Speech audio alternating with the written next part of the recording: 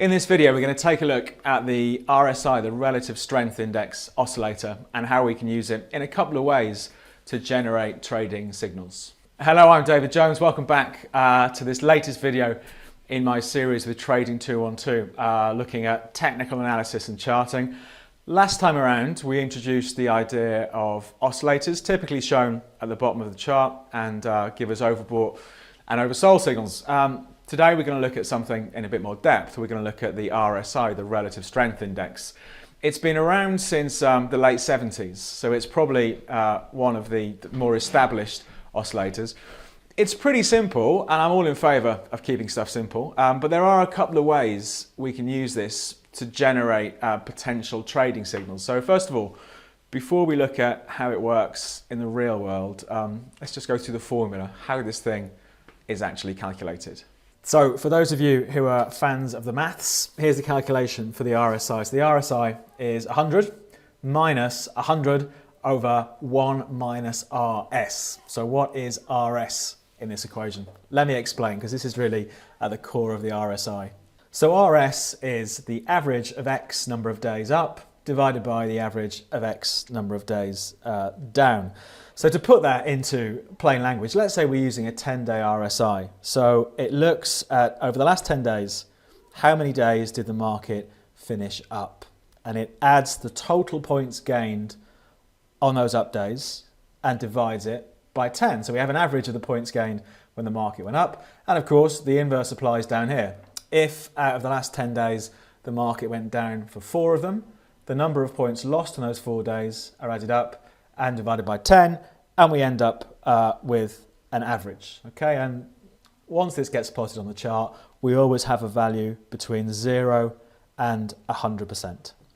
So there's the formula for the RSI. You don't need to remember it. There's not going to be a test at the end. Most software will just produce this and put this on the chart automatically. But let's have a look, first of all, how it works in the real world. On a real market, looking at just the overbought, oversold signals and how good or how bad they might have been.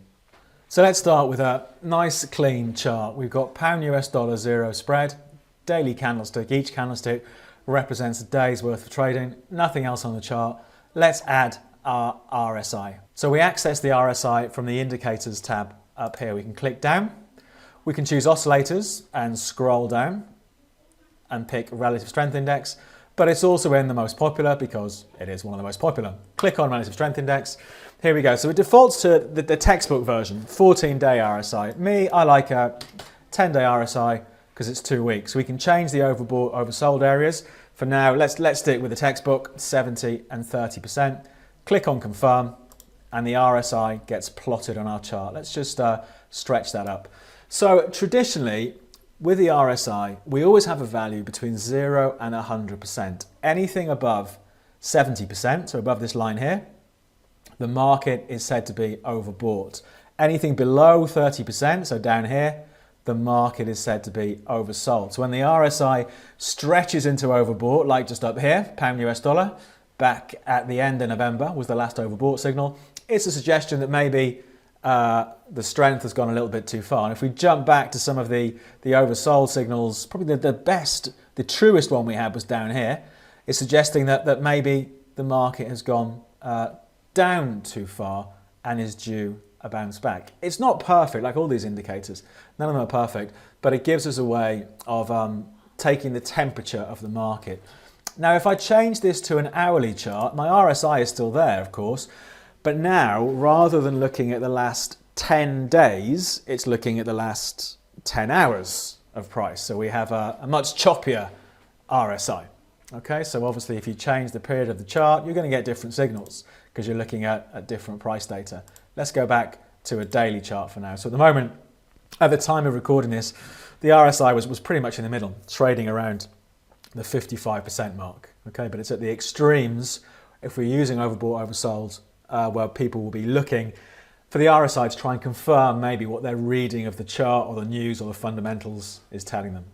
So looking to sell when the market or when the RSI approaches overbought, and then looking to buy when it approaches or dips into oversold is one strategy. But because markets do move around, obviously, you do get quite a few overbought, oversold signals, and they're maybe not as reliable as another way of using the RSI, and that's looking at the idea of divergence. Don't forget, the RSI is just a calculation based on what the market's been doing. It's not some magic formula. So it's based on what's going on in the market. Broadly speaking, it will follow the market.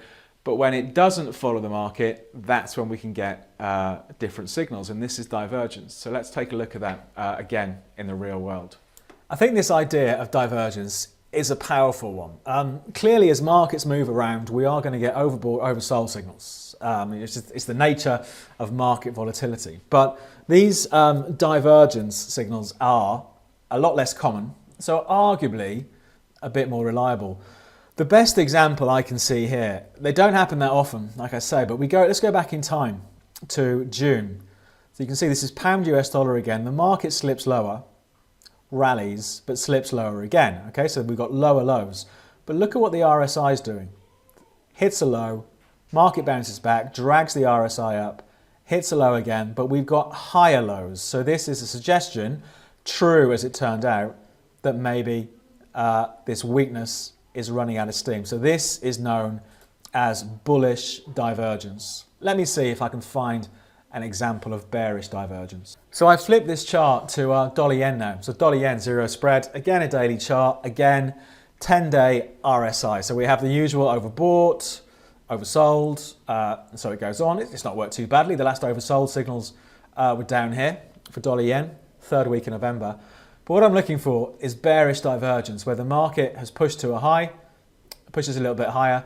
Look what the RSI is doing. So the RSI blips briefly into overbought, market sells off, drags the RSI lower, but the RSI pushes higher. No, sorry, the market pushes higher, and the RSI, look, we've got our lower high. So that's a suggestion that maybe the strength is running out of steam. And again, in this case, it worked pretty well. So it's where the market pushes out to fresh highs for the up move, but the RSI doesn't follow it. That's our bearish divergence setup.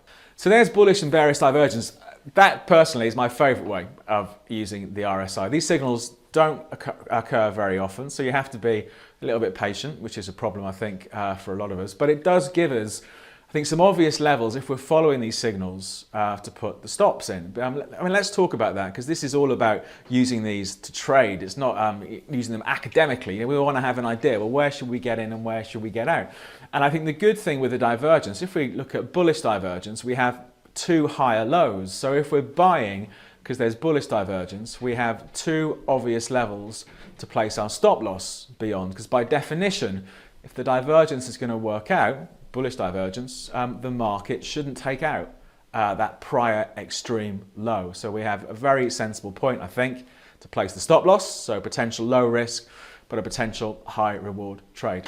So that's the RSI. It is the most simple one, I think, out there when it comes to oscillators. We'll look at a few more in the weeks to come, but there is no perfect system. There's no magic system that's right all the time. So I think the RSI is as good an oscillator as any of them, particularly if you're looking at this idea of divergence, because it does filter out, I think, so many of just the normal choppy signals. But try it out, see what you think. If you have any comments or questions, leave us a message in the comments down below. We do read them all. If you like the video, click on the thumbs up. And as usual, if it's the first time you've seen this, we do lots of different videos on gold, oil, foreign exchange pairs, breaking through all the jargon in financial markets, all this sort of stuff. So regular videos on a weekly basis. If you're not subscribed, click on the subscribe button there and you'll get notified when our next video gets uploaded. But for this week, from me, David Jones, and Trading 212, we'll leave it there, and I hope you have a good trading week.